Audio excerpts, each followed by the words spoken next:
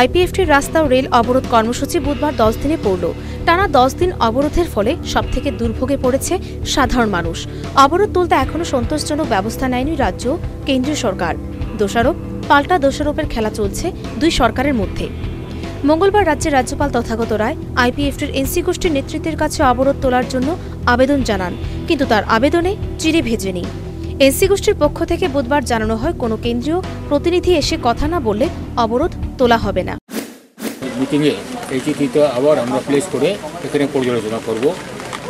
কাজেই এটাই স্বাভাবিক যে আগামীকাল 10টার সময় আমাদের নেক্সট পর্যালোচনা মিটিং পর্যন্ত বা পর্যালোচনা মিটিংয়ের সিদ্ধান্ত না হওয়া পর্যন্ত আমাদের এই রাস্তা রুখো রেল রুখো আন্দোলনটা চলবে। একে তো আন্দোলনের নামে অনির্দিষ্টকালের জন্য জাতীয় সড়ক অবরোধ সহ যে ধরনের উলঙ্গ আন্দোলন করছে তা এক প্রকার অগণতান্ত্রিক। প্রতিবাদের নামে আইপিএফটির এনসি গোষ্ঠীর সমর্থকরা যে উলঙ্গ নৃত্য পরিবেশন করল তা ত্রিপুরার ইতিহাসে লজ্জার, ভারতীয় আইনে দণ্ডনীয় অপরাধ। কিন্তু তাদের অবরোধ প্রত্যাহারের জন্য রাজ্য কেন্দ্রীয় সরকারের কোনো সদর্থক ভূমিকা দেখতে পাচ্ছে না রাজ্যের মানুষ।